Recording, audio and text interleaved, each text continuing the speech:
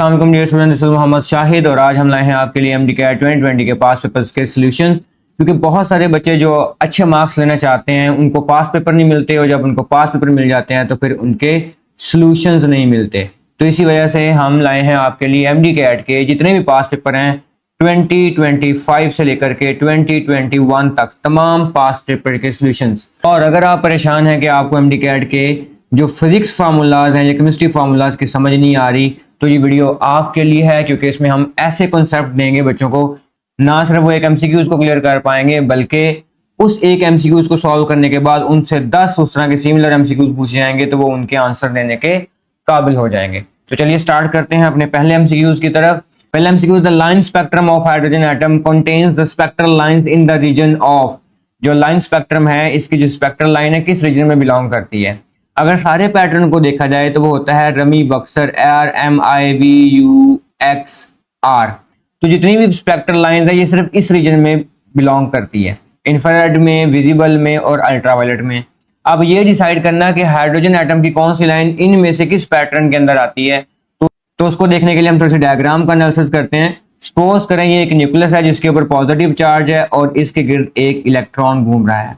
आमतौर पर हम ये समझते हैं कि एक न्यूक्लियस के अंदर एक ही जो हाइड्रोजन है उसके न्यूक्लियस में एक ही इलेक्ट्रॉन है, तो ये उसका जो है वो इलेक्ट्रॉन है, ये इलेक्ट्रॉन घूम रहा है।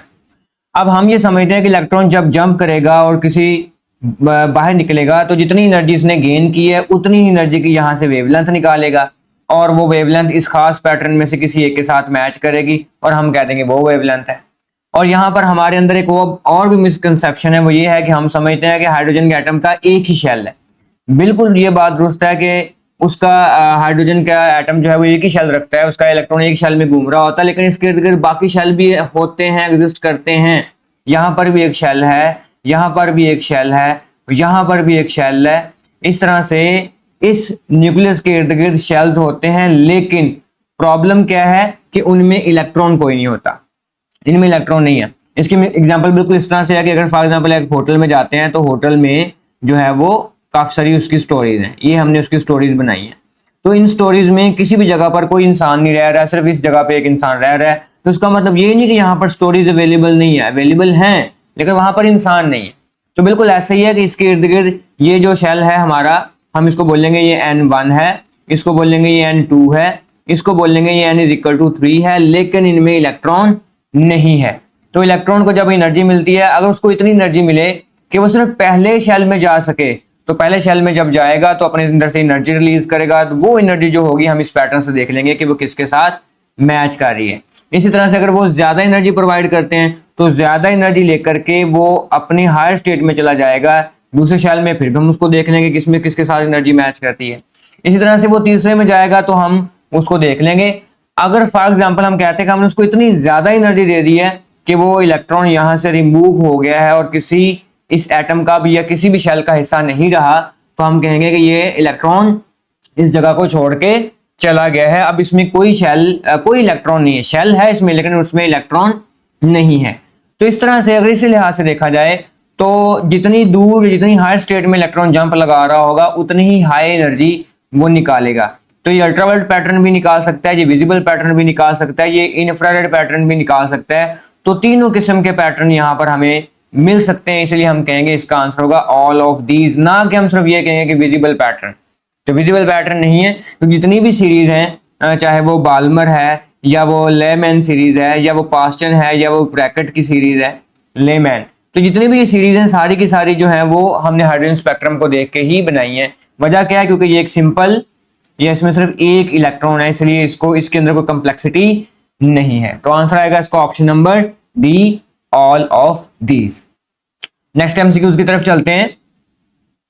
The temperature of given mass of a gas is change from the 150 degree to the 300 degree Celsius. Temperature जो है 150 डिग्री से चेंज हो रहा है 300 डिग्री सेल्सियस तक। कहता है during an isobaric process. Isobaric process वो प्रोसेस होता है इसमें प्रेशर को जो है वो हमने केप्ट कांस्टेंट, प्रेशर जो है वो फिक्स किया होता है, मूव नहीं हो रहा होता, बदल नहीं रहा होता, वेरी नहीं कर रहा होता। Volume of the gas will भी, हमने वॉल्यूम फाइंड करना है।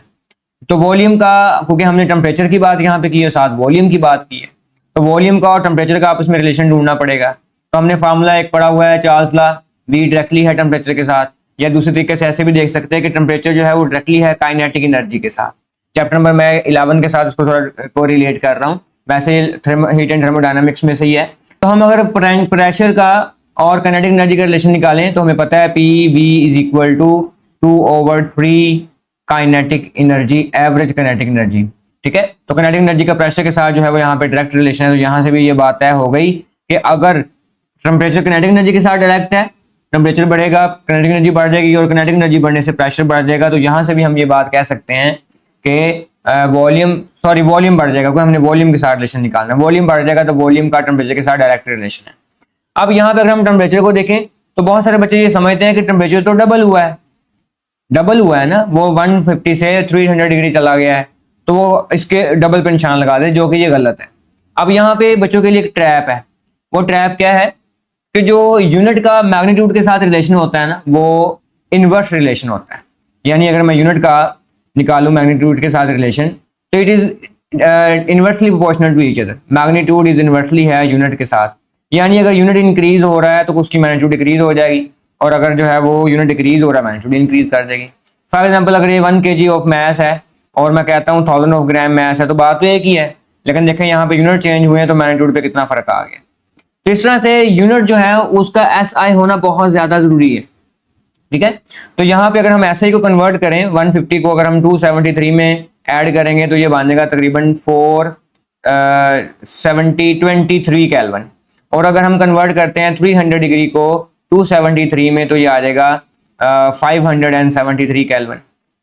अगर हम इन दोनों को माइनस करें, आपस में इनका चेंज निकालें, तो इनमें जो आने वाला चेंज है ना वो 150 डिग्री का है, 150 केल्विन का है। अब आप देखें पहले जो नजर आ रहा था कि 150 का डबल किया 300 आ गया। अब अगर हम 423 का डबल करते तो वो डबल नहीं आ रहा, बल्कि डबल से वो कम वैल्यू आ रही है। इसका मतलब डबल तो नहीं हो सकता, और ये हाफ भी नहीं है। अगर हम हाफ देखें तो ये हाफ भी नहीं बन रहा, उसका हाफ तो 400 से भी कम हो जाएगा, तो हाफ भी नहीं होगा, डबल भी नहीं होगा, रिमेन सेम भी नहीं रहेगा, क्योंकि टेम्परेचर इंक्रीज करेगा वॉल्यूम इंक्रीज होगा। तो ये लेस देन डबल कोई आंसर आएगा, क्योंकि ये जो आंसर है ना 423, इसका अगर हम डबल निकालें तो ये बनेगा 846 केल्विन, ये इसका डबल है। तो 846 से कम है तो लेस देन डबल आएगा, ये हमारा आंसर है। तो यहाँ पर ट्रैप है बच्चों के लिए। ठीक है, नेक्स्ट चलते हैं। A fighter plane is moving in a vertical circle. Fighter plane जो है वो एक वर्टिकल सर्कल जो है वो बना रहा है। अब वो कह रहा है कि फिर क्या कह रहा है कि इसका जो रेडियस है वो r है, हम इसका रेडियस ले लेते हैं। ये मैंने कोशिश की वर्टिकल सर्कल बनाने की। इसका जो रेडियस है वो r है, तो रेडियस फार्मूला होता है सेंटर से लेकर के यहाँ तक जो डिस्टेंस है ये रेडियस r कहलाएगा। फिर वो कहता है कि its velocity at the highest point, वो घूम रहा है इस पूरे चक्कर में, तो इस पॉइंट पर हमने इसकी वेलोसिटी फाइंड करनी है, कितनी होगी। तो वेलोसिटी, क्योंकि ये सेंट्रीपिटल फोर्स लग रही है, सर्कल में घूम रहा है, तो centripetal force is equal to इस ऑब्जेक्ट का कोई वेट होगा इस फाइटर प्लेन का, तो ये mg आ जाएगा, m से m कैंसिल हो जाएगा, तो v square is equal to gr, और v फाइंड करना तो ये इक्वल टू हो जाएगा gr और साथ आ जाएगा अंडर रूट, तो ये v is equal to gr/c के इक्वल आएगा er के। इसका कॉन्सेप्ट आप ऐसे भी ले सकते हैं ऑर्बिटल वेलोसिटी से। ऑर्बिटल वेलोसिटी और इसका कॉन्सेप्ट सेम है। अगर आपको याद हो तो ऑर्बिटल वेलोसिटी का फार्मूला भी यही आता है, v0 is equal to gr का under root. 9th class chapter number 5 की बात हो रही है यहाँ पर, अगर आप लोगों ने पढ़ा हुआ है तो। नेक्स्ट देखें जी, when a heavy coin falls a short distance toward the ground it does not reach terminal velocity. एक कॉइन है, इसको हमने जमीन पर गिराया, तो जैसे ही जमीन पर गिरा हिट किया तो कहता है ये टर्मिनल वेलोसिटी तो उसने अटेन ही नहीं की। तो क्या वजह है टर्मिनल वेलोसिटी ना अटेन करने की, वो देखते हैं। The coin has not hit the ground, ऐसा हो नहीं सकता कि कॉइन जो है वो ग्रेविटी की वजह से नीचे ना आए। The weight of the coin is equal to the air resistance. अगर वेट कॉइन का इक्वल हो जाए एयर रेजिस्टेंस, जिसको हम ड्रैग फोर्स कहते हैं, तो फिर उसकी जो वेलोसिटी होगी फिक्स हो जाएगी। यानी वो 50 मीटर पर सेकंड की वेलोसिटी से नीचे गिर रहा होगा तो अब वो 50 मीटर पर सेकंड की वेलोसिटी से नीचे गिरता रहेगा। तो ये तो टर्मिनल वेलोसिटी कंडीशन है, तो टर्मिनल वेलोसिटी उसने कहा अचीव नहीं हो रही, तो इसका मतलब ये भी नहीं हो सकता। The weight of coin increase as air resistance increase. Air resistance increase करती है, ऊपर को लगने वाली फोर्स इंक्रीज करती है, तो वेट कॉइन का जो है वो कहता है कि वो इंक्रीज हो रहा है। ऐसा हो नहीं सकता। वेट जो है वो दो चीजों पर डिपेंड करता है, एम और जी के ऊपर। तो मैथ उसका फिक्स है, जी की वैल्यू भी निग्लिजिबल चेंज होगी तो इसका मतलब वेट उसका जो फिक्स ही रहेगा। लेकिन अगर कोई वो कहता है कि 500 मीटर या 1 किलोमीटर से या 1000 मीटर से, यानी वो छलांग लगा रहा है या वो रिंग वो जो कॉइन है वो गिर रहा है, तो फिर तो कुछ लिटिल बिट, फिर भी लिटिल बिट चेंज नहीं आएगा, ठीक है। 0.0001 में शायद चेंज आ जाए ग्रेविटी जी की वैल्यू में, तो वेट चेंज नहीं होगा, इसका मतलब फिर ये भी आंसर नहीं बनता। The weight of coin is more than air resistance. अगर हम टर्मिनल वेलोसिटी कॉन्सेप्ट पढ़ें तो बॉडी जो है वो नीचे को आ रही है तो ये इसका वेट है, और एयर जो है वो यहाँ से इसको ऊपर की तरफ को पुश करेगी, ठीक है। तो अगर वेट ज्यादा है तो नीचे को लगने वाली फोर्स ज्यादा हो जाएगी, ऊपर को लगने वाली फोर्स कम हो जाएगी, तो इसलिए ज्यादा स्पीड के साथ इसकी जो वेलोसिटी वो इंक्रीज हो जाएगी और जो तेजी के साथ जमीन की तरफ मूव करना शुरू कर देगा। तो ये ऑप्शन ठीक है जी, इसीलिए उसको टाइम ही नहीं मिला, वो इतनी कम हाइट से गिरा है तो उसको टाइम ही नहीं मिला कि वो अपनी स्पीड को अटेन कर सके और वेट और जो ड्रैग फोर्स है उस कंडीशन को वो इक्वल कर सके, इसीलिए हम कहेंगे उसका वेट बहुत ज्यादा है। हाँ, अगर डिस्टेंस बढ़ा देंगे तो फिर वो ऐसे कर सकता है। What is the shape of velocity time graph? सबसे पहले वेलोसिटी टाइम ग्राफ ड्रॉ करते हैं, फिर उसकी शेप डिस्कस करनी है, किसके लिए करनी है उसको भी देखते हैं। तो ये वेलोसिटी टाइम ग्राफ हम डिस्कस करते हैं, इसको हम हॉरिजॉन्टल लाइन अप कर लेते हैं और ये लाइन हम वर्टिकल कर ली। तो कहता है कि किसकी करनी है? फॉर अ कांस्टेंट एक्सेलरेशन, हमारा एक्सेलरेशन कांस्टेंट हो तो एक्सेलरेशन कांस्टेंट करना है। वेलोसिटी टाइम ग्राफ है, वेलोसिटी ये है और एक्सेलरेशन जो है वो जो टाइम है वो एक्स एक्सिस पे आ जाएगा। कांस्टेंट एक्सेलरेशन यानी एक्सेलरेशन है लेकिन बढ़ नहीं रहा, यानी अगर एक्सेलरेशन की वैल्यू 5 है तो अब भी 5 है, फिर देखा 5 है, फिर देखा 5 है। अगर ऐसा है तो इसका मतलब है कि वेलोसिटी में चेंज आ रहा है, वेलोसिटी वेरिएबल है, यानी अगर पहले उसकी वेलोसिटी 5 थी अब उसकी वेलोसिटी 10 हो गई है, जिसकी वजह से जो चेंज है उसमें वो 5 का आएगा। यानी अगर वेलोसिटी अब 10 है, वेलोसिटी 15 हो गई है तो जो चेंज आ रहा है वो 5 का आएगा। फिर से वेलोसिटी अगर 15 है तो फिर बड़ी और 20 हो गई तो फिर जो चेंज आएगा वो 5 का आ रहा है, तो अब एक्सेलरेशन जो है वो कांस्टेंट है। इसका मतलब ये कि पहले उसकी वेलोसिटी अगर 5 है, फिर उसकी वेलोसिटी 10 है, फिर उसकी वेलोसिटी 15 है, फिर उसकी वेलोसिटी 20 है, और हर सेकंड के बाद नोट करें तो 1 2 3 4 5, हम 5 डिफरेंट टाइम इंटरवल के बाद नोट करें तो पहले सेकंड के बाद उसकी जो वेलोसिटी है वो हम उसको बोले 5, दूसरे सेकंड के बाद उसकी जो वेलोसिटी उसको बोले 10, तीसरे सेकंड के बाद उसकी जो वेलोसिटी है वो है 15। तो हम जब इन सारी लाइंस को आपस में मिलाएंगे तो हमारे पास जो आंसर आएगा वो कुछ इस तरह का आएगा। इसको बोलेंगे ये स्ट्रेट लाइन है, स्ट्रेट लाइन। इसको स्ट्रेट लाइन भी कह सकते हैं, इसको इंक्लाइंड लाइन भी कह सकते हैं, ठीक है, इंक्लाइंड लाइन, या इसको राइजिंग लाइन भी कह सकते हैं। ये राइज का राइज ओवर रन सुना होगा तो राइजिंग लाइन, तो ये स्ट्रेट लाइन आएगी। और यहाँ पे इंक्लाइन लिखा हुआ है, बच्चे कहेंगे शायद इंक्लाइंड हो रही है, तो ये इंक्लाइंड यहाँ पे साथ वाले वर्ड पे गौर करें तो ये कर्व है, तो कर्व तो लाइन आ नहीं सकती क्योंकि यूनिफॉर्म कांस्टेंट में कभी कर्व नहीं आता, ये बात यहाँ पे तय है। यूनिफॉर्म में कभी भी कर्व लाइन नहीं आएगी, स्ट्रेट लाइन आएगी। तो पैराबोला लाइन नहीं हो सकती, तो स्ट्रेट लाइन, इसका मतलब ऑप्शन नंबर इसका बी बन जाएगा जो कि बनेगा straight line. So this is our answer. Next है जी, which of the following is the correct definition of variable velocity. Variable velocity का फार्मूला पढ़ें तो वो होता है वेलोसिटी का formula d/t displacement over time. अगर हम टाइम को फिक्स कर दें, ठीक है, और डिस्प्लेसमेंट चेंज करते रहें, फॉर एग्जांपल टाइम हमने फिक्स कर दिया t = 1 सेकंड, डिस्प्लेसमेंट चेंज कर रहे हैं। पहले केस में देखें तो डिस्प्लेसमेंट 5 हुआ, बॉडी 5 मीटर दूर जा चुकी है, 1 सेकंड बाद नोट किया तो उसकी वेलोसिटी 5 मीटर पर सेकंड निकली है। फिर हम देखें अगले सेकंड के बाद, फिर 1 सेकंड के बाद हमने उसको नोट किया, अब बॉडी जो है वो जा चुकी है 10 मीटर दूर, टाइम 1 सेकंड ही गुजरा, अगले 1 सेकंड में वो 10 मीटर दूर चली गई है, तो हमने देखा कि इसकी जो वेलोसिटी वो 10 मीटर पर सेकंड आ जाएगी। तो अब देखिए टाइम यहाँ पे फिक्स है, सिर्फ अनइक्वल डिस्प्लेसमेंट या चेंज ऑफ डिस्प्लेसमेंट आ रहा है। तो यहाँ पे वेलोसिटी है तो ये डिस्टेंस लिखा हुआ तो ये भी नहीं आ सकता। अब इन तीनों में से हमने अपना राइट आंसर जो है वो ढूंढना है। मैंने कहा टाइम फिक्स कर दें, यानी टाइम इक्वल कर दिया, तो टाइम इक्वल कर दिया तो ये टाइम इक्वल है, ये भी अनइक्वल है, ये भी अनइक्वल है, तो इसका बी ऑप्शन भी नहीं बन सकता और डी भी नहीं बन सकता, फिर एक ही बच गया हमारे पास जो कि C option, this is the right answer, ये हमारा आंसर है। नेक्स्ट है जी, stone thrown horizontally from the top of the tall building. एक बिल्डिंग जो है वो हमने उधर से स्टोन को फेंका, और कब कैसा फेंका? थ्रोन, इसका मतलब ये नीचे को आ रहा है, फॉल कर रहा है। Follow the path that is, एक वो पाथ बनाता है, उसका पाथ कैसा होगा हमने ये बताना है। या आप ऐसे कर लें, वैसे तो ठीक है समझ आ जानी चाहिए, लेकिन अगर आप ऐसे करें कि अगर आपने एक पत्थर को ऊपर की तरफ फेंका और वापस भी आ रहा है, इस तरह से कर लें, तो भी बात एक ही है कि पत्थर गया और फिर टकरा के ऐसे नीचे, ऊपर से नीचे आ रहा है, तो भी ठीक है, एक ही बात है, इन दोनों में खास चेंज नहीं है, ठीक है। तो अब कैसा वो पाथ उसका कैसा होगा? सर्कुलर होगा, सर्कल तो नहीं बना रहा, सर्कल के लिए तो ऐसा पाथ होना चाहिए, सर्कल तो नहीं है।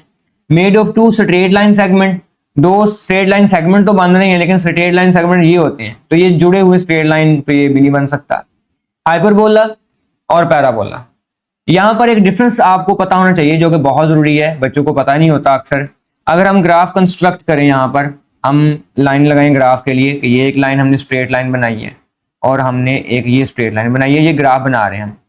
इस ग्राफ के ऊपर अगर हम लाइंस लगाएं, अगर मैं लाइन लगाता हूं इस तरह की कि ये लाइन ऐसे आई, टकराई यहां से सेंटर के साथ मिली और लाइन ऐसे उठ गई, एक तो ये पॉसिबिलिटी ग्राफ ऐसा हो। दूसरा ये है कि मैं अगर ऐसे कर दूं कि ये लाइन ऐसे आ रही है, ये टकरा रही है, सेंटर के साथ टकराने के बाद ऐसे जा रही है। अब आम बच्चों को ये ग्राफ सेम सेम लग रहे हैं, वो कहेंगे भी सेम ही तो हो रहा है, लेकिन इन दोनों में एक खास फर्क है। वो फर्क क्या है? अगर हम पहले ग्राफ को देखें तो ये ग्राफ की लाइन जो है वो सीधी ऐसे जाएगी और ये ग्राफ की लाइन सीधी ऐसे जाएगी, तो ये लाइन दोनों आपस में हो जाएंगी पैरेलल लाइंस। अगर पैरेलल लाइंस हो जाएंगी तो हम उसको बोलेंगे ये पैराबोला बना रहा है। आपने अब इसको याद कर लेना है, पैरेलल लाइन जिसमें आ जाए हम उसको बोलेंगे ये पैराबोला पाथ बना रहा है। और जिसमें ये लाइन देखो, ये लाइन भी फैलती जा रही है और ये लाइन भी फैलती जा रही है, तो ये लाइन कभी भी आपस में टच नहीं करेगी, तो हम ऐसे बोलेंगे कि ये लाइंस पैरेलल नहीं है, तो ये हाइपरबोला पाथ बनाएगा। अगर आप बॉल गिरने का स्टाइल चेक करो तो बॉल गिरने का स्टाइल जो है वो इस तरह से है, टॉप से फेंकेंगे ना ऐसे नीचे को तो भी लाइन ऐसी नीचे को आएगी, ठीक है, और दोबारा फिर से फेंकेंगे तो भी लाइन नीचे ऐसे आएगी, तो ये पैरेलल लाइंस ही बनाएगा आपस में, कभी भी अपने पास ऐसे वो हिलेगा नहीं, मूव नहीं करेगा अगर उसके हवा वगैरह नहीं चल रही तो। इसलिए ये जो पाथ बनाएगा वो कुछ पैराबोला जैसा होगा, तो हम इसको बोलेंगे option number D, parabolic path.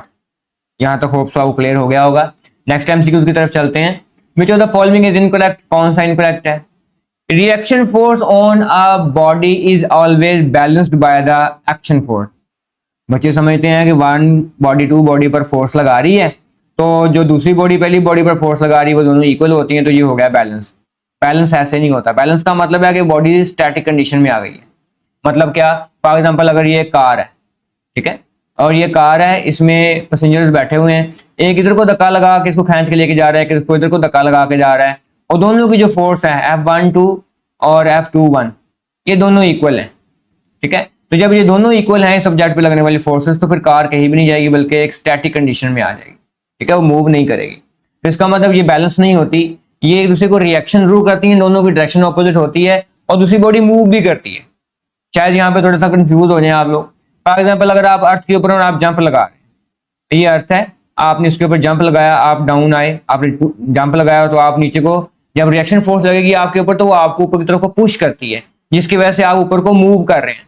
अगर वो पुश ना करे, ठीक है, तो आप इतनी फोर्स लगाई, वो नहीं हिली, तो वो आपको भी रोक दे और आप भी नहीं हिले, तो आप तो बैलेंस कंडीशन में आ गए। ऐसा नहीं होता, इसका मतलब ये बैलेंस कंडीशन नहीं है, बैलेंस नहीं है, इक्वल लग रही है, बैलेंस नहीं है, मूवमेंट आ रही है बॉडी के अंदर।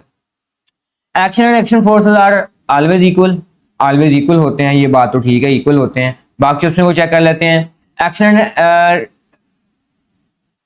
Action and reaction forces never act on the same body, कहता है सेम बॉडी पे जो है वो नहीं लग रहे। Action and reaction never act on the same body, कहता है सेम बॉडी पे नहीं लग रहे, बिल्कुल ऐसा ही है, ये ऑप्शन भी ठीक है कि सेम बॉडी पे नहीं लगते। आप देखें, अगर एक बॉल है उसको दीवार पे हिट करें, वॉल के ऊपर, ठीक है, तो पहली फोर्स जो बॉल ने लगाई इसके ऊपर वो दीवार पर लग गई है, और दूसरी फोर्स जो लगाई है वो दीवार ने लगाई बॉल के ऊपर। तो दोनों फोर्स, एक दफा बॉल के ऊपर फोर्स लग रही है और एक दफा दीवार के ऊपर फोर्स लग रही है, तो ये बात भी ठीक है। Newton third law is always valid in all situation, हाँ जी, ये ऑल सिचुएशन में वैलिड करता है, बस ये है कि इसकी दो कंडीशन है, एक तो बॉडी स्पीड ऑफ लाइट से मूव ना कर रही हो, ठीक है, स्पीड ऑफ लाइट से मूव कर रही हो, दूसरा ये है कि वो बॉडी जो है वो मैकेनिकल बॉडी हो, यानी सेलेस्टियल बॉडी, सेलेस्टियल बॉडी या सेलेस्टियल ऑब्जेक्ट हो, यानी बहुत बड़े बड़े साम के डिस्कस करता है, क्वांटम लेवल पे ये लॉज फेल हो जाता है। तो इस अगर हम इस सिनेरियो इन दोनों लिमिट को रख के देखें तो हाँ जी, ये फिर हर जगह पर वैलिड होगा, ये बात भी ठीक है। तो इनकरेक्ट ऑप्शन फिर ये ए होगा, यानी इसका जो राइट ऑप्शन है फिर यहाँ पर वो है ए। इस सवाल का राइट ऑप्शन है ए, क्योंकि ये इनकरेक्ट है, ये ठीक नहीं है, बाकी सारे वैलिड है, फिर बाकी सारे करेक्ट है, ठीक है जी। ऑप्शन समझ आ गई होगी। नेक्स्ट क्वेश्चन की तरफ चलते हैं।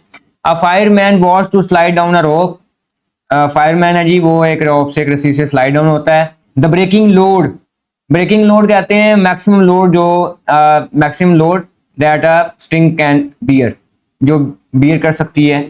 रोप is the 3/4 of the weight of the man, man का वेट ये है और जो जिससे वो स्लाइड ऑन हो रहा है वो 3/4 वेट जो है वो ब्रेकिंग लोड के साथ नीचे आ रहा है।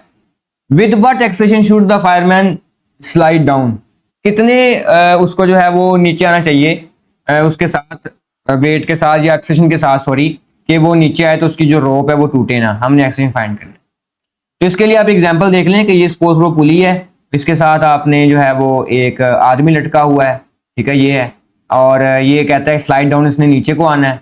पुली इधर कर लेते हैं, ये पुली है, ये नीचे को आदमी आ रहा है, तो कोई चीज़ ऊपर जा रही होगी ऐसे करके, तो इसमें टेंशन आ जाएगी, यहाँ पर जो है वो इसमें टेंशन आ जाएगी, और ये उसका इंसान का वेट है। वेट जो है हमेशा नीचे की तरफ को होता है और टेंशन जो है वो हमेशा स्ट्रिंग को ऊपर की तरफ खींचेगी, तो ये टेंशन की डायरेक्शन बना दी हमने, वेट नीचे को होता है। अब हमने पढ़ा है कि जो रिएक्शन फोर्स और एक्शन फोर्स आपस में इक्वल होती हैं। एफ का फार्मूला होता है फोर्स का एम में, और अगर हम इस सिनेरियो में दूसरे एफ की बात करें तो क्या होगा, हम हमेशा बड़ी चीज को छोटी चीज में से माइनस करते हैं। तो बॉडी को हम नीचे लेके आ रहे हैं, बॉडी नीचे को आ रही है, इसका मतलब बॉडी का वेट ज्यादा है और टेंशन उसको ऊपर खींच रही है, तो वो कामयाब नहीं हो पाई, इसलिए टेंशन भी उस स्ट्रिंग के साथ, या स्ट्रिंग भी जो डायरेक्शन है वो नीचे को हो गई है। अब जो टेंशन है उस स्ट्रिंग में वो इतनी है, उसने बता दिया कि 3 और 4 है वेट, उसका टेंशन है। और अगर हम बॉडी के वेट की बात करें तो वो इंसान का वेट उतने का उतना ही है, तो M A is equal to weight, उसने बता दिया जो है वो वेट, और टेंशन की बात करें 3/4 वेट है।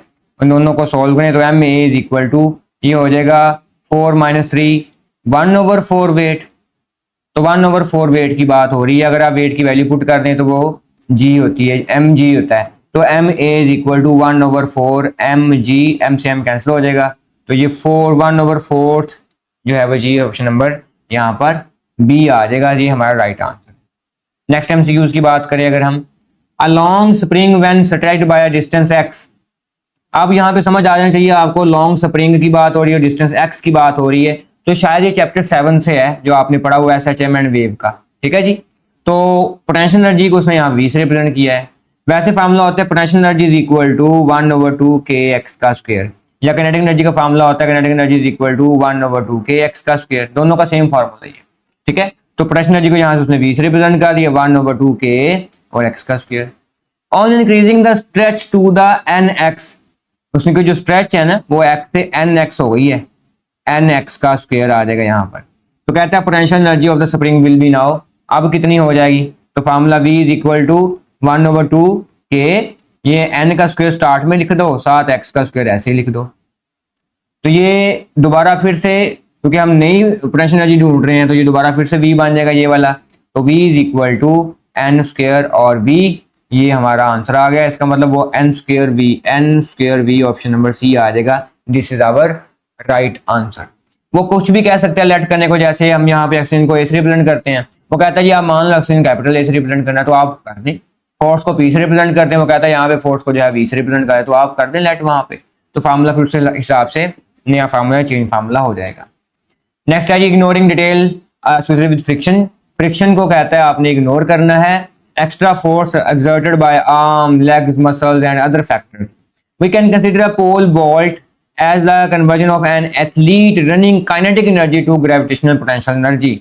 kinetic energy को gravitational potential energy में वो चेंज कर रहा है। if an athlete is to lift his body 5 metre, उसने हाइट बता दी कि अगर वो बॉडी को 5 मीटर बुलंदी पर ले जाता है, what will be the speed must he plants his pole, कितनी उसको जो है वो स्पीड से आना पड़ेगा पोल की तरफ, हमने वेलोसिटी फाइंड करनी। आप ये देखें, सपोज करें ये एक वो पोल है और ये एक इंसान ने जो है वो पकड़ा हुआ और भागता हुआ जा रहा है, ठीक है, और जब वो आगे जाएगा एंड पे पहुंचेगा तो वो पोल को जमीन पे हिट करेगा और इसके साथ जमीन से मूव करके ऊपर यहाँ पर आ गया, हवा में अब ये मुअल्लक हो गया है, और इसने जो आगे रोप लगी हुई है ये वाली, इसको ऐसे फलांग के आगे जाके गिरना है, ठीक है। तो ये अभी इसकी जो हाइट है यहाँ से यहाँ तक, हम कहते हैं सपोज करते हैं यहाँ से यहाँ तक जो हाइट है ना ये 5 मीटर है। तो इसके लिए आप ऐसा भी कर सकते थे, जब वो एट मैक्सिमम हाइट पे चला जाएगा तो 1 सेकंड के लिए इसकी जो वेलोसिटी है at the top point VF उसको मान लें वो 0 है, पहले इसकी वेलोसिटी VI कितनी से भागता आ रहा है वो हमने फाइंड करनी है। तो हम इसमें ये लगा सकते हैं relation 2GH is equal to VF का स्क्वायर माइनस VI का स्क्वायर। तो 2G की वैल्यू 10 होती है, हाइट हमने 5 मीटर बता दी, इज इक्वल टू VF उसकी 0 है, और चूंकि ये ऊपर की तरफ को जा रहा है तो जी का साइन माइनस हो गया, और वी आई की वैल्यू लें तो वी आई यहाँ पर क्या है, फाइंड करनी, तो वी आई का स्क्वायर आ गया। माइनस से माइनस कैंसिल हो जाएगा, कुछ शार्प कलर यूज करते हैं, तो ये हो जाएगा 10 20 और 20 multiply by 5 4, 20 multiply 500 is equal to V I का स्क्वायर। तो वी आई फाइंड करेंगे तो ये V I is equal to 10 metre per second, ये हमारा यहाँ पे आंसर बन जाएगा। तो ऑप्शन नंबर बी हमारा यहाँ पे राइट आंसर है। नेक्स्ट एमसीक्यू की तरफ चलते हैं। A particle of mass m is at rest, उसकी इनिशियल वेलोसिटी 0 हो जाएगी, upon by P, force P लें जी। अभी जिसकी बात कर रही थी वो आ गया, फोर्स को कहते हैं हमने पी से रिप्रेजेंट किया हुआ है, एंड टाइम टी और टाइम दिया हुआ है। काइनेटिक एनर्जी बतानी हमने कितनी होगी। अब काइनेटिक एनर्जी में कोई ऐसा फार्मूला लगाना है हमने कि वहां पर फोर्स भी आ रही हो, वेलोसिटी भी आ रही हो, वेलोसिटी तो खैर ना आ रही हो, टाइम भी आ रहा हो, ठीक है, ऐसा फार्मूला हमने यहाँ से बनाने की कोशिश करनी है। तो काइनेटिक एनर्जी का वैसे फार्मूला होता है kinetic energy is equal to 1/2 mv का स्क्वायर, ये काइनेटिक एनर्जी का फार्मूला है, ठीक है। और काइनेटिक एनर्जी का एक और फार्मूला भी होता है, अगर आपको याद हो तो वो होता है kinetic energy is equal to, ये हो जाएगा 1/2 p स्क्वायर ओवर m, ये भी काइनेटिक एनर्जी का फार्मूला ही है। तो ये अगर हम p की बात करें तो p यहाँ पर मोमेंटम को रिप्रेजेंट कर रहा है। तो अब आपने कोई स्कीम लगानी है। अब देखो मोमेंटम से मेरे ध्यान में फौरन आ गया है कि मोमेंटम जो है, change in momentum is equal to होता है फोर्स मल्टीप्लाई बाय टाइम, ठीक है। तो हम इसकी जगह पे force multiply by time put करेंगे तो काइनेटिक एनर्जी ये 2 और m दोनों यहाँ पे डिवाइड हो रही है, इधर आगे मल्टीप्लाई हो जाएंगे, और इज इक्वल टू p की जगह पे आ जाएगा f का स्क्वायर और t का स्क्वायर। f को यहाँ पर हमने रिप्रेजेंट किया हुआ है p के साथ, तो p का स्क्वायर ओवर t का स्क्वायर, ठीक है। अब हमने फार्मूला कुछ इस तरह की बनाने की कोशिश करनी है कि डिवीजन में ना m आ रहा है और काइनेटिक एनर्जी तो फाइंड करनी है। तो kinetic energy is equal to, ये आ जाएगा p square T square over 2m, यही तो हमारा आंसर है, p square T square over 2m। तो ऑप्शन नंबर बी ये हमारा राइट आंसर है, option number B. Next MCQ की तरफ चलते हैं। The number of revolution in 3 pi radiation, ये पाई है, 3 पाई रेडिएशन में कितने नंबर ऑफ रेवोल्यूशन होंगे, 3 पाई रेडिएशन क्या है, सॉरी रेडियन में कितने रेवोल्यूशन होंगे। आपको ये बात पता होनी चाहिए कि जो 2 पाई है, ये 2 पाई रेडियन में 1 जो है वो रेवोल्यूशन होता है। तो 3 पाई का मतलब पॉइंट और आ गया, तो 1.5 नहीं, तो आप क्या करें कि ये 3 pi radian is equal two is divided by the 2 पाई से डिवाइड कर दें, क्योंकि एक चक्कर में 2 पाई रेडियन है, तो डिवाइड करेंगे, जो आंसर आएगा 3 डिवाइड बाय 2 जो कि 1.5 बन जाएगा। तो 1.5 जो है वो रेवोल्यूशन आ जाएंगे, तो ऑप्शन नंबर 3/2 है, बी ऑप्शन आ जाएगा यहाँ पर। नेक्स्ट है जी, if a flywheel is rotating at 3 radian per second, radian per second मतलब ये ओमेगा दिया हुआ है 3 radian per second. The time it takes to complete 1 revolution, time find करना है जी, वो एक चक्कर मुकम्मल कर लें, ये हमने टाइम फाइंड करना। Theta is equal to 1 revolution, यानी 2 पाई रेडियन है जी थीटा। आपने फार्मूला सिंपल तो पढ़ा हुआ है, एस इज इक्वल टू या v is equal to speed is equal to distance divide by time, ये फार्मूला पड़ा हुआ है। अगर हम इसको एंगुलर में कन्वर्ट करें तो ये बन जाएगा omega is equal to distance जो कन्वर्ट होता है एंगल में वो थीटा होता है डिवाइड बाय टाइम। तो टाइम फाइंड करना है तो t is equal to theta over omega, theta उसने बता दिया हमें 2 पाई रेडियन, ओवर जो ओमेगा की वैल्यू उसने हमें बताई हुई है 3 रेडियन पर सेकंड। तो ये भी आप रेडियन में ही बेशक लिखना, 2 पाई रेडियन लिख दिया, इसको सॉल्व कर ले तो आंसर इनमें से कोई बन जाएगा, आपने लगा लेना है। तो ये अगर मैं इसको मल्टीप्लाई करूँ 3 ये बन जाएगा, पाई की वैल्यू होती है 3.14 डिवाइड बाय 3, ये आ जाएगा 6.28 डिवाइड बाय 3, सॉल्व करेंगे तो 2 पॉइंट समथिंग, तो ऑप्शन नंबर डी आ जाएगा right answer, this is our right answer. Next है जी, which of the following increase by increasing amplitude, wavelength increase होती है। तो पहले हम एक बना ही लेते हैं वेव, यहाँ पे ये एक वेव बनाते हैं हम यहाँ पर, तो ये एक वेव चल रही है, इसका एम्पलीट्यूड हमने इंक्रीज करना है, तो इस तरह ही हम इसका एम्पलीट्यूड इंक्रीज कर लेते हैं। ये हमने इसका एम्पलीट्यूड इंक्रीज कर लिया, तो जब एम्पलीट्यूड इंक्रीज किया तो देखते हैं किस फैक्टर पे फर्क पड़ा है। सबसे पहले हम बात करते हैं वेवलेंथ की। तो वेवलेंथ होता है 2 वेव अगर बनाए हम यहाँ पर, तो क्रस्ट से लेकर के क्रस्ट तक का डिस्टेंस, या ट्रफ से लेकर के ट्रफ तक का डिस्टेंस, यहाँ पर भी बनाऊंगा तो ये वेव फिर अब इस तरह से कुछ जो है वो बन जाएगी। तो ये एक क्रस्ट है, एक क्रस्ट ये है, इन दोनों को तुम्हारा डिस्टेंस जो है वो लैम्डा कहलाता है। अगर हम इधर बात करें तो इधर भी उतना डिस्टेंस ही रहेगा, डिस्टेंस तो चेंज नहीं होगा क्योंकि वेव लेंथ सेम चल रही है, सिर्फ हमने उसका एम्पलीट्यूड चेंज किया है। तो नहीं आएगा। फ्रीक्वेंसी भी चेंज नहीं होगी, फ्रीक्वेंसी होता है नंबर ऑफ वेव पर सेकंड, तो एक सेकंड में यहाँ से यहाँ तक एक सेकंड का टाइम है, तो यहाँ से लेकर यहाँ तक भी एक सेकंड का टाइम है और ये दो ही फ्रीक्वेंसी मुकम्मल कर रहा है, जीरो हो नहीं सकता, जीरो भी नहीं हो सकता। तो लाउडनेस पे फर्क पड़ेगा, ठीक है। जैसे आप अगर बात करें, एग्जांपल लें, अगर आप थोड़ा मुंह खोल के बात कर रहे हैं जैसे मैं कर रहा हूँ तो आवाज भी कम आ रही है, और अगर ज्यादा बड़ा मुंह खोले, हेलो तुम्हारा क्या हाल है, तो आप देखिए मुंह भी हम जरा उसका एम्पलीट्यूड बढ़ा दिया तो वेव भी ज्यादा निकलेगी, जब वेव ज्यादा निकलेगी तो ये आ जाएगा लाउडनेस, फिर लाउडनेस भी इंक्रीज हो जाएगी। ऑप्शन नंबर डी आ जाएगा इसका।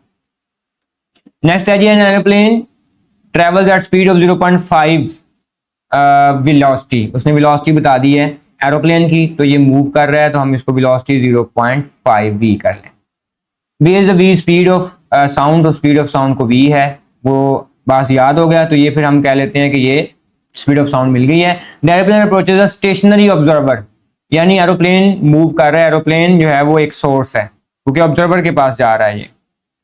द फ्रीक्वेंसी ऑफ साउंड, ये अप्रोच कर रहा है, उसके पास जा रहा है, तो जब उसके पास जाएगा तो फ्रीक्वेंसी बढ़ जाएगी, तो फ्रीक्वेंसी का फार्मूला होगा V over V minus U, U से मुराद वी एस है, यहाँ पे वी एस ही लिख देते हैं, और मल्टीप्लाई एफ, क्योंकि वो करीब जा रहा है तो फ्रीक्वेंसी इंक्रीज होगी, apparent frequency is greater than होगी जो है वो उसकी पहले वाली फ्रीक्वेंसी से, तो क्योंकि मैंने इंक्रीज बनाना है तो इसलिए मैंने डिनोमिनेटर में छोटा फैक्टर लिखा है ताकि मेरे पास जो आंसर है वो बड़ा बन के आए, तो यहाँ पे डिनोमिनेटर छोटा होगा तो आंसर भी जो है वो बड़ा हो जाएगा, इसलिए ये फार्मूला इसके लिए।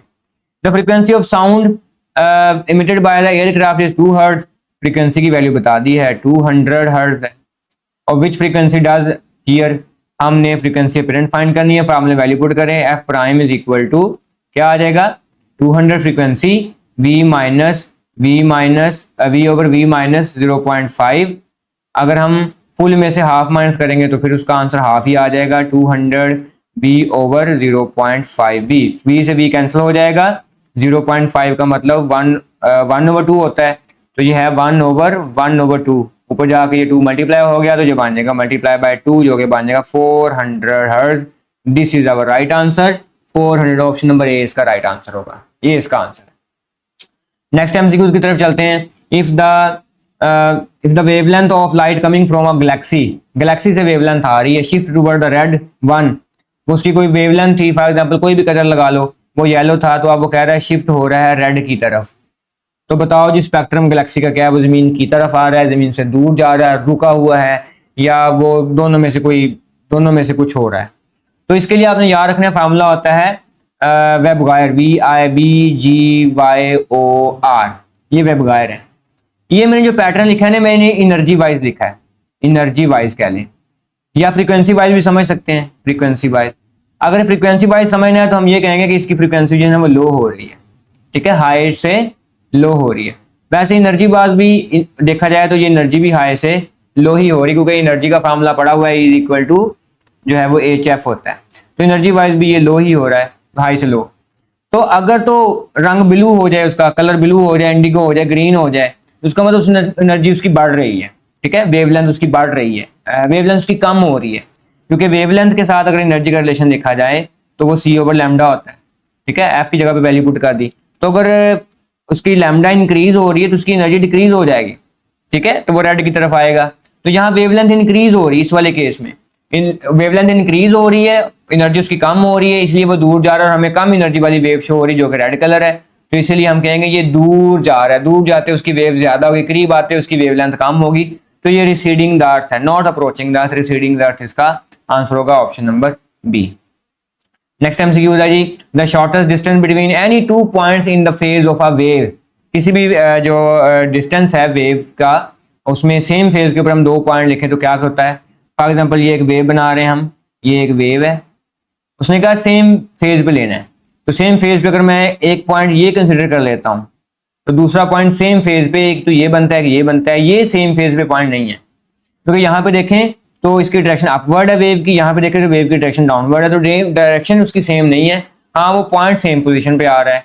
यहाँ पे देखें तो वेवलेंथ, वेव ऊपर को मूव कर रही है और ये है भी मिड पॉइंट पे, तो फिर ये पॉइंट A वाला पॉइंट और C वाला पॉइंट ये दोनों जो है वो सेम फेज पे हैं, B वाला पॉइंट सेम फेज पे नहीं है। तो अगर इन दोनों को दरमियान डिस्टेंस देखें तो ये पूरी एक वाइब्रेशन है, पूरी एक वाइब्रेशन का मतलब है कि पूरी एक वेव लेंथ है, तो ये 1 लैम्डा डिस्टेंस कवर होगा, या इन दोनों के दरमियान 1 लैम्डा का फर्क होगा, तो ये आ जाएगा option number C lambda. Amplitude का नहीं होगा डिस्प्लेसमेंट। एम्पलीट्यूड क्या होता है, मिड से लेकर के हाई तक डिस्टेंस एम्पलीट्यूड होता है। डिस्प्लेसमेंट की बात करें तो वो कोई भी के पॉइंट ने उस वेव में कितना डिस्टेंस कवर किया है, तो वो यहाँ से लेकर यहाँ तक भी डिस्प्लेसमेंट हो सकता है, यहाँ तक भी हो सकता है। तो कोई भी पॉइंट यहाँ तक डिस्प्लेसमेंट कितना है, यहाँ तक डिस्प्लेसमेंट कितना है, तो मैक्सिमम डिस्प्लेसमेंट जो है वो एम्पलीट्यूड कहलाता है। तो ये आपने बात याद रखनी। फ्रीक्वेंसी नहीं होता, फ्रीक्वेंसी होती है कि number of wave in 1 second, तो ये फ्रीक्वेंसी होता है। नेक्स्ट है जी, when will the oscillation stop in the absence of friction या रेजिस्टिंग फोर्स। उसके दरमियान कहता है फ्रिक्शन नहीं है, रुकावट नहीं है, डेसिपेशन फोर्स नहीं है, तो इसलिए वो कभी भी रुकेगी नहीं, क्योंकि कभी एनर्जी ज़ाया नहीं होगी। जब कभी एनर्जी ज़ाया नहीं होगी तो वो कभी भी रुकेगी नहीं। जैसे हमारी अर्थ है, जैसे हमारा मून है, ये दोनों रिवॉल्व कर रहे हैं, ठीक है। वो अलग बात है, दोनों रिवॉल्व अलग अलग चीज कर रहे हैं, लेकिन ये दोनों रिवॉल्व कर रहे हैं। लेकिन चूंकि कोई डिसिपेटिंग एनर्जी नहीं है, इसलिए ये कभी भी रुकेंगे नहीं, इसी स्पीड से मूव करते रहेंगे। अर्थ की यूनिफॉर्म स्पीड जो है वो 30 किलोमीटर पर सेकंड, और जो चांद है इसकी है 1.2 किलोमीटर पर सेकंड। तो ये इसी स्पीड से मूव करते जा रहे हैं।